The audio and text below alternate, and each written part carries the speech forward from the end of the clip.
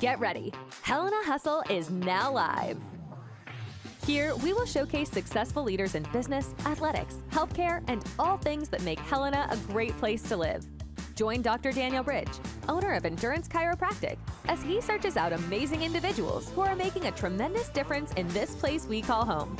So sit back, relax, and get ready to be inspired with the Helena Hustle podcast. So you said your brother and sister are on a farm in Malta, or they grew up there? Yeah, so they are And if you could bring that in, I'll be able to hear you better. There we go. Way better. Yeah, way better. Mm-hmm. And even just tilt it up, point it right towards your mouth. Good. Beautiful. Perfect. Yeah, no, they are, my sister and brother-in-law run his family's ranch up there. I've had some family from up there as well, so it's kind of a good little, but yeah, we make that trip all the time. And we're about the same age, is that right? How old are you? 32. Oh, I'm way older than you. 37. Yeah. For some reason I thought we'd had this conversation, but maybe not. So yeah, cool. Yeah, 32. So no, it's been fun though. Yeah, it has. Yeah, cool. And you grew up here. Yep. Nice. Yep. And did you always picture yourself staying here? Yes. Mm-hmm. Big time, especially kind of just like family based. Growing up in Helena, initially I was going to be a teacher and a coach, like the rest of my family. But yeah, just kind of through school and stuff, I kind of started to branch out and what do I want to do? And I was able to stay in Helena. So. Heck yeah. Cool. I love Helena. So glad to be here. Chase, let's do your 2 truths and a lie. Yeah, no, definitely. So, I won't look at your pad. My 2 truths and a lie. First, I've traveled to all 50 U.S. states. I'm colorblind. And I am the baby of my family. Gosh, 50 states, that's a feat. If that's true, that's impressive. I don't think that's true. That's a lot of states, Chase. That is a lot of states. It's a bucket list. It's something I've always wanted to do. Okay. So that's the lie. That's the lie. Nice. Yep. How many have you hit? So I always wanted to do it when I was a kid, and then, through growing up, it was always like, gosh, that's impossible. So I think I'm on like instead of the 5-year plan, it might be a 15-year plan. Okay. Yeah. But no, I've been, I think we're at like 18 right now. I need to basically get the Eastern Seaboard. And does it count? What counts? Just driving through? No, I think it counts. It counts if you like stop. Okay. If you stop, if you do something touristy, obviously stay over in the state. But to go there to actually like do something.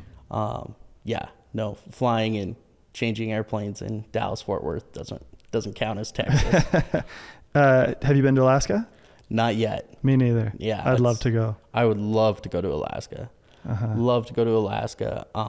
Actually, kind of the Northwest is by far my favorite area of the country. It's awesome. Yeah, it's by far the best. I'm not very good with like the heat. My Irish blood there doesn't really care for 100 plus. So. Yeah. Okay. Do you hunt?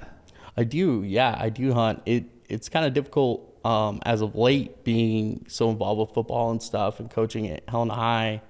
The last couple years, kind of eats into the hunting time. But so I have a buddy who's a big hunter, and he's colorblind. Yes. And somehow, he lost some color, but he makes up for it because he is so good, better than anyone I've ever known at spotting an animal. Yep. And it's like, it's our superpower. Is that you? Is that you too? You're good at spotting? It's our superpower. Is that a common thing for people who are colorblind? Yeah. Things don't blend. So we see contrast. Well, really? I shouldn't say we, but I know I do. You do. I see contrast very, very easily. And the same with like movement. Uh-huh. I can pick it up right away because nothing's blending with each other, or not as much. Mm-hmm. So supposedly the military used to like snipers that were colorblind. Okay. I think that has since kind of went out of vogue more or less. I don't think they recruit that anymore. But isn't that interesting how something that, maybe affects you, what's a challenge for you in some areas is a positive. Like they say people with ADD, ADHD are really good entrepreneurs. Oh no, I take that back. People who are dyslexic, a lot of times they're super successful at starting their own business.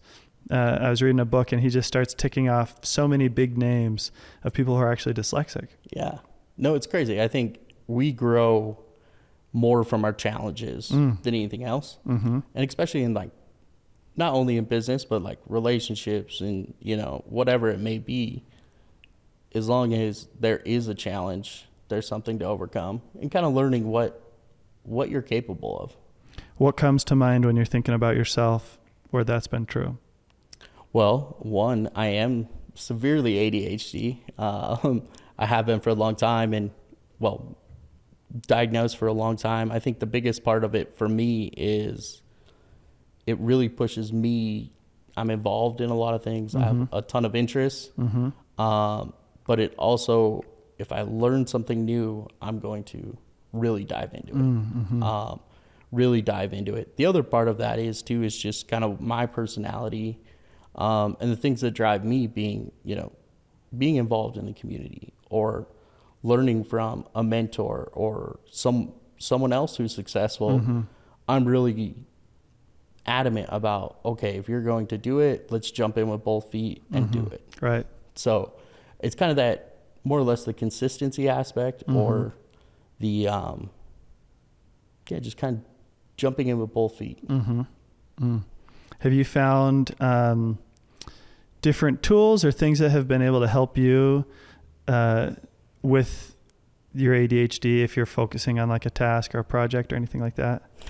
Yeah, no, definitely. One, I would have to say my wife. She's very, I guess you could say, aware of it. It does a really good job sometimes of being like, hey, whoa, one thing at a time here. Let's zone back in. But also, I'm, as you can tell, I have my notepad with me. Yeah. I write everything down, and really time blocking has become key for me to be able to delegate things to other employees and just let them do, what you brought them onto your team to do. Delegating it and letting those people in their experience and their talents kind of shine has been my biggest takeaway. Yeah. Yeah, I agree. I definitely relate to the writing down stuff. I send my patients exercises, and I used to rely on my memory for that, and nobody got their exercises. So now I've got pads of sticky notes in each room. I'll write down chase, exercises, knee, and I'll put it in my pocket, and either when I can get to it or at the end of the day, I'll pull it out and I'll do all my sticky notes, because otherwise it's gone. So they also, by the way, Post-it has an absolute fantastic app for iPhones. Really? Where you can have sticky notes and you just scan them and it converts it to text. You can organize the sticky notes like into a board, like a kind of, what is it, a Kanban type layout. It's awesome. Cool. I'll have to check that out. Yeah, it's awesome. Yeah, I find my phone being a net negative, like for productivity. But there are certain things where it's like, no, this makes life way easier. Yes. And if you have, good systems, you can make it a net positive, Definitely. Yeah, I know what you mean by it being a kind of that distraction, but it's also, there's so much you can do with it where I'll find myself kind of going down that rabbit hole of like, okay, now I've got 37 different apps that we're trying, like, come on. I'll just go back to paper. Yeah. Well, Chat GPT, have you used that much? A little bit, play with it here and there. We're trying to get more into it. It's amazing. it's scary. Yeah, it's very scary. And not in like a, the sky is falling type way. It's crazy what people have done. And like, it's such a short period of time. Yeah. Society has done in such a short period of time. And sooner or later, where's it going to grow to? I think as long as we have a pulse on that, that's a good thing. Yeah. It's going to be interesting to see 10 years what it's like. Definitely. I was driving home the other day. It's about 10 minutes, and I had a YouTube video that I wanted to film, but I hadn't fleshed it out yet. And so I opened up my app, and I'm driving, and I turned on the voice mode, and I could talk, and it would talk to me. And it's pretty much like I was on the phone with like a YouTube expert. And it totally helped me like find clarity in what I wanted to do. It was amazing. That is awesome. Yeah. Yeah, no, that's fantastic. And you are the baby then. That was the truth. Yep. How many siblings? So I have 3 older sisters. Okay. And I am the youngest. So basically, grew up with 4 moms. 4 moms. Yep, which is always fun. Always, yeah. But they're also, I laugh when people are like, geez, you must be tired of all the girls. I've learned so much from my sisters and, my mom as well. Not to say I haven't from my dad, but it really helped me coming into like the business world. Being able to interact and kind of respond. And I'm so used to that with my sisters and things that I'm just comfortable no matter who I'm really talking to. That is a benefit. I got invited to speak at the small business class at Capital last week. And one of the questions, something along that was a challenge or something I've learned. And, currently my staff is all female, and that's how it's been historically. And, I communicate differently with who I would with a guy.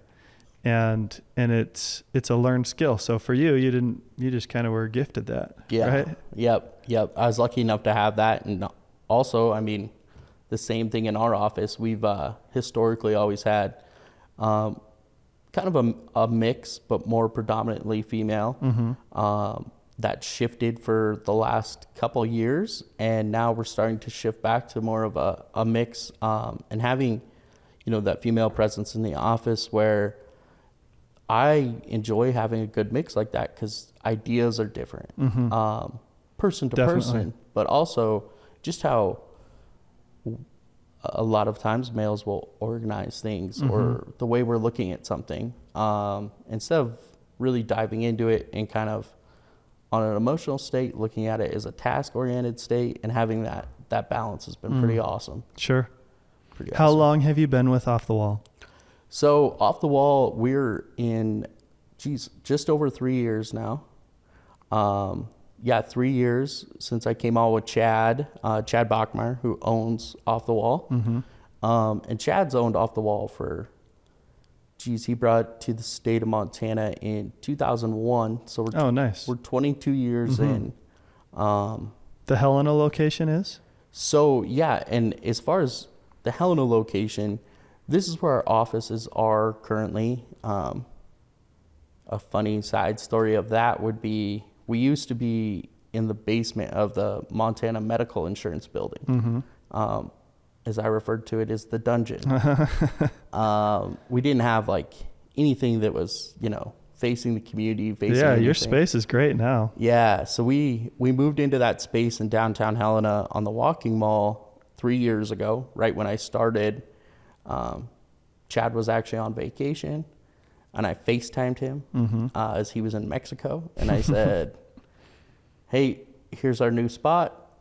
As long as you're good with it, I'll sign the lease. And it was kind of funny. We joke about it now, but that was my second or third week with Off the Wall. Oh, really? Yeah, so it was kind of funny. He was like, well, that's why I brought you on, was to shake things up. Nice. And so yeah, we moved in there, and literally the next day is when the order went out to close everything for COVID. Oh, dang. So talk about all of a sudden, I was just like, oh no, what did I do? I just moved us into a new location, signed this lease, and the world is shutting down. Yeah. So looking back, I mean, obviously dealing with COVID, it wasn't a blessing. I don't want to say that, but it was there were some hidden gems that we could take from it. And from that time, for us, that was a full revamp.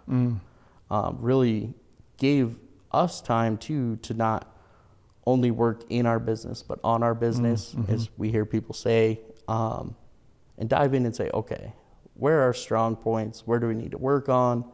Create some goals, revamp our office and our branding. And really, we're coming out of that time during COVID stronger than we went into it. Sweet. Yeah, which was really, looking back on it now, we're like, we wouldn't have been able to do that if we didn't have a shutdown. So kind of makes you wonder, should we do our own, like, not shutdowns, but take more time to work on the business and figure things out, and not just when we have to, you know? Definitely. And that's one thing that we've started to do. I mean, starting this year, again, we're going to take 10 days. Oh. More like 8, but right before Christmas, we close the door. We try not to have any appointments or anything that's client facing, and sit down with the team and start from what's going well, what's not going well. Kind of just do an office refresh, like a big, reorganize, restart. And I like to do it in December rather than after the holiday, so that we're prepared come January 1, we're going. We've got our direction. We know where we're going. We're not losing a month. Right. I'd rather lose the month on the back end than on the front. Right. Yeah, that's smart. So, yeah, and it truly was something, again, that we learned through COVID, was during that time when we could sit in the office or sit on a Zoom call with each other and just, what's your idea? Okay, how can we do this better? And have an open communication kind of creates that environment as well as, 4 or 5 months down the road, if there's an issue or there's something, one of our employees doesn't know what to do or how to handle, we're able to, address it and have a conversation about it where there's no hesitancy. What's your job or role? Yes, definitely. Let me just fix that. Stupid thing. I just got to get another one of these. There we go. Do you want me to re-ask you that question? Just for the audio? Sure.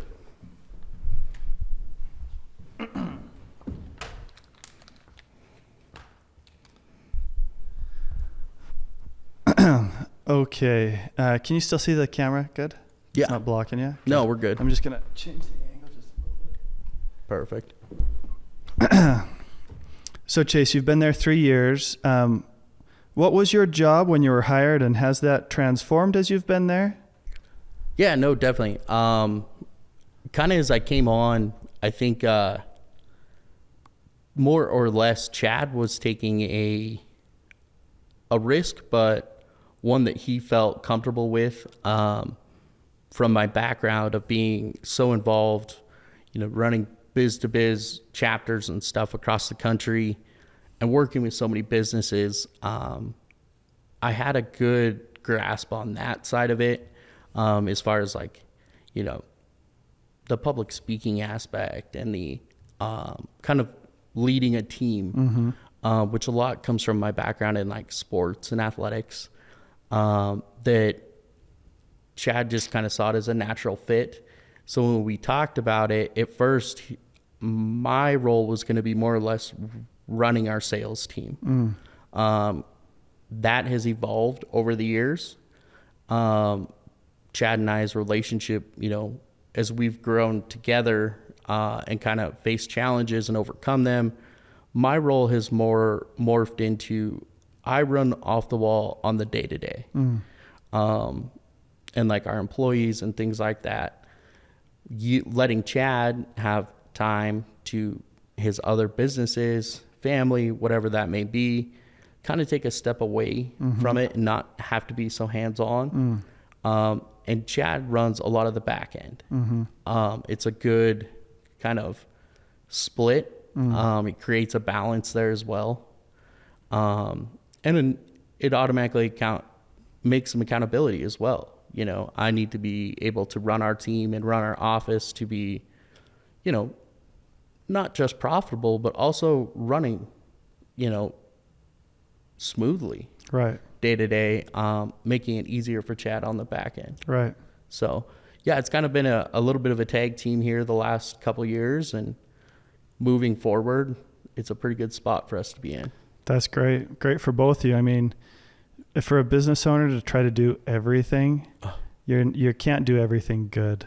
You can do everything kind of poorly, but to be able to know what you're good at and delegate and focus on that and then let you do what you're good at, like, that's awesome that you guys have that worked out.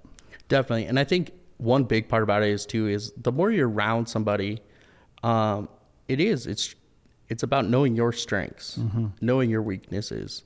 For Chad and I, he knows that if it's something on the sales end of things, he can talk to anybody all day. He's great at forming relationships. I'm good at making it make sense, right? What's best for our client? How can we serve you to not only, you know, earn your business, but I want you to stay with us. Right. And that's the biggest thing I've looked at and kind of changed more or less our culture in our office is we're a part of every one of our clients' business. I don't look at us as a one-stop shop as far as, oh, we want some advertising real quick. Okay, we're done. See you later. We've grown by bringing on Russ Gillihan, who Russ was with Original Digital last, bringing him onto our team in his role of doing graphic design and also his book of business that he carried for all those years, and all the products, all the stationery products, all of the, you know, everything from business cards to flyers and posters. Those are things that we do and we do very well, but we don't advertise it. We don't push that out as like, here's a product, you know, come see us. We do that for our clients. We do that for people we're working with. And it's more or less, how can we help your business?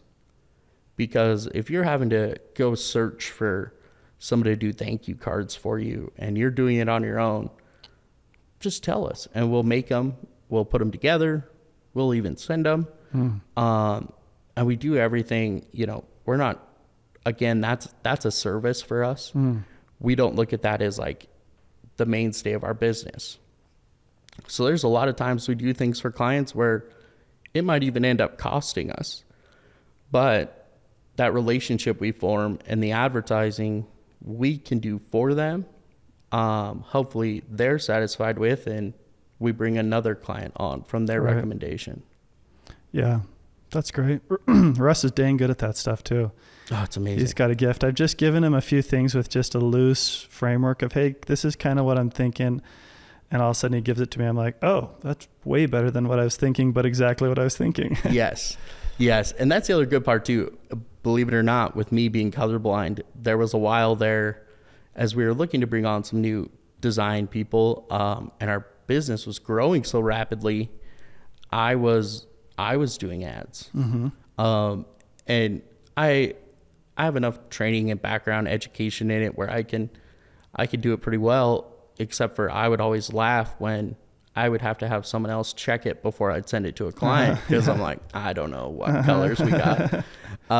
So having Russ on our team now has not only taken, you know, a load off of me, but our other designers, and really let him kind of, okay, here we go. More or less, I look at Russ as he's the manager of our design. He's the manager of kind of all those office products, client services type things.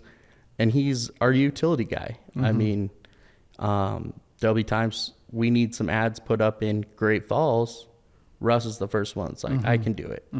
So kind of having that attitude also around the office of, yes, this may be what you were hired for in your role, but having those employees that are like, yeah, you need me to run and drop this off. I mean, that's been huge. And we've relied on that more than I think I recognized, until now as we're starting to grow and bring on even more employees, just the accountability that they put on themselves, and the responsibility that they take on day to day has been huge. Yeah.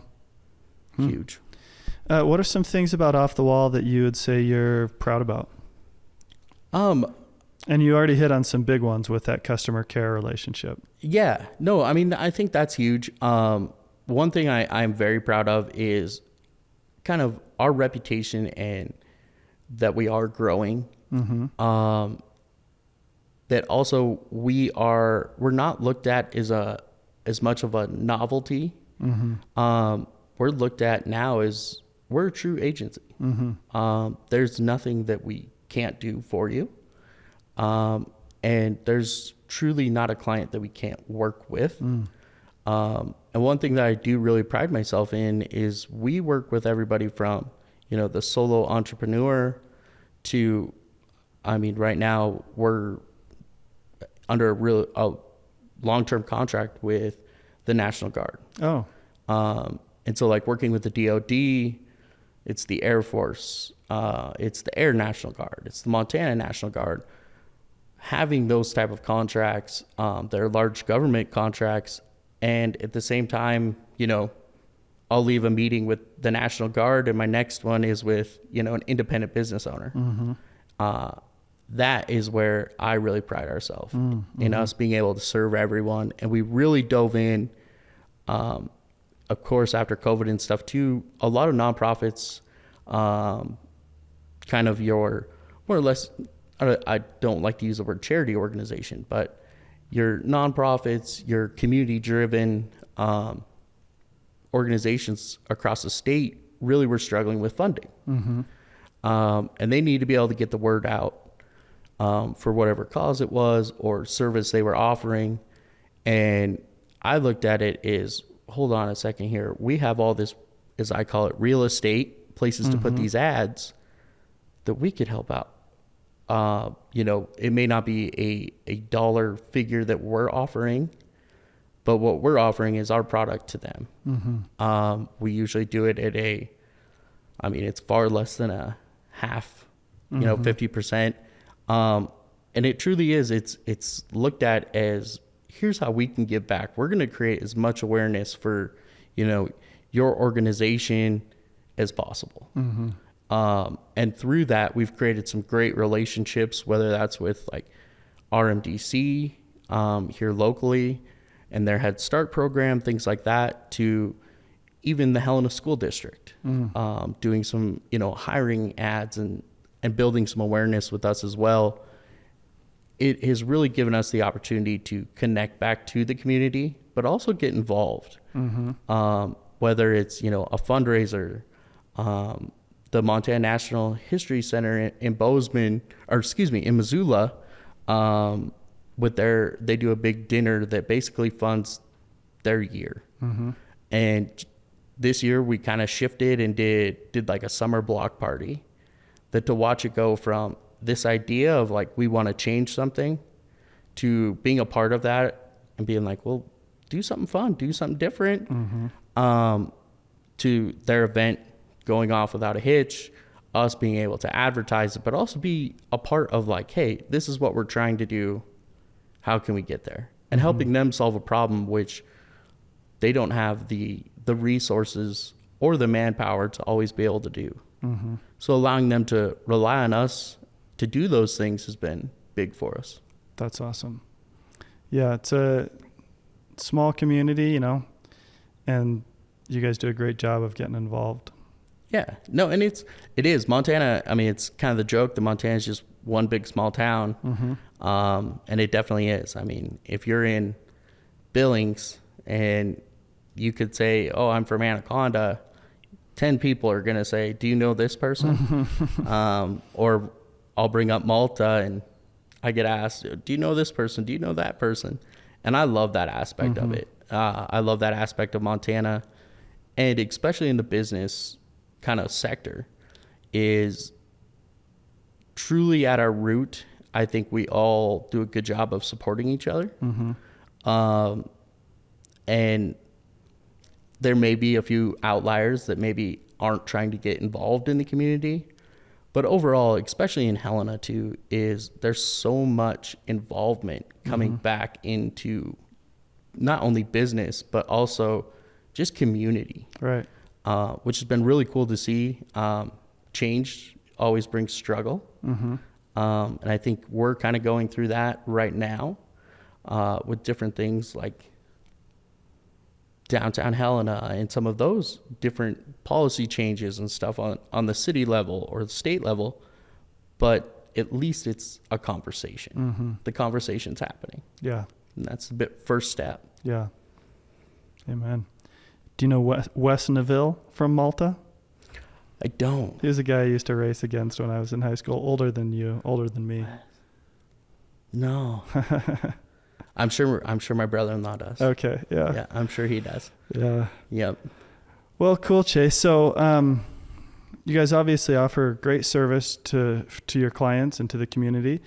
Somebody thinking about doing business with you or learning more about you or reaching out to you, what recommendation do you have? Yeah, no, definitely. There's a lot to it. There's so many different mediums to be on as far as advertising goes, as far as marketing goes. I always look at it as use as many as possible. Number one, I will never, and we teach our team, coach our team on this as well, of the more advertising they're doing, the stronger each advertising campaign will be.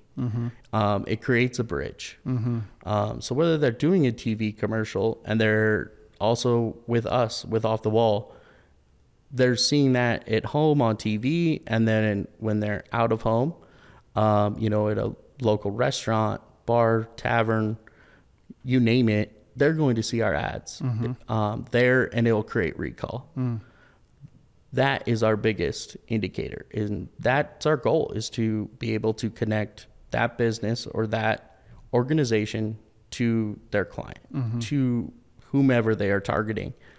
So I think the biggest thing is having an open mind about your advertising, having an open mind about your marketing, and try everything. Try it. The other biggest part about it is cost-wise. It's something we all get very kind of pull back on, I don't know if I can afford it. The way I like to explain it to people is if you could hire someone to do your advertising, someone to be, more or less your cheerleader, have your brand, have whatever it is that you're trying to put out to potential clients in front of them 24/7, 365 days, where you can change the ad to speak to who you need to, and drive sales or drive a relationship, drive awareness. If you could have that person in your office, would you hire them? Sure. I mean, allow us to be that person for a lot less of a cost than having to bring on someone to run your inside marketing. Right. Or to hire someone to do your outside marketing. Bringing us on in that capacity, here we go. Here we go. Now that's going to open other avenues for you as well. Yeah. So truly, it's an odd way of looking at it possibly, but it's No, I know what you're saying for sure. almost like a cost savings to it. Like you were saying, with Russ doing your cards, which also, by the way, congrats on that. That is awesome. Yeah. The fact that you do those cards and the handwritten part of it is something that is falling by the wayside. Oh, well, thank you. I know when I get a handwritten card, I stop and actually read it. Yeah. It's nice. It's just yeah. nice in a digital world to have something to actually hold. Also getting mail's fun. Yeah. You're like, oh, that's not a bill. Yeah, Yeah. exactly. Right. It's exciting. So kudos to you on that. Things like that obviously will continue to grow your business, but also just who you are as a person, that you actually care. It's not transactional to you. Right. And that's huge. Yeah. Well, thank you. That's huge. Yeah. So. Well, Chase, thank you so much for joining us today on Helena Hustle. Learned a lot, and I always enjoy talking to you and Russ and just learning more about Off the Wall. Yeah, no, definitely. And, as far as that goes, we love having you as a client. And what we're looking to do in these next couple of years, we're really going to be growing rapidly into the digital age of things, which I'm excited for people to see once we launch that. After the first of the year, we have some exciting news, cool. some stuff I'm kind Stay of tuned, trying to keep under wraps. But come talk to us. Give us a call, even if it's just to sit down and talk about your business. Myself, our staff, that's what we love to do, is just, hey, let's have a conversation. So, yeah. Cool. Great. Well, thanks so much, Chase. Awesome. Thank you. Yeah. Thanks so much for tuning in to this episode of the Helena Hustle podcast. If you're enjoying the show, please feel free to rate, subscribe, and leave a review wherever you listen to your podcasts. That helps others find the show, and we greatly appreciate it. Once again, thanks for joining us, and we'll catch you in the next episode of the Helena Hustle podcast.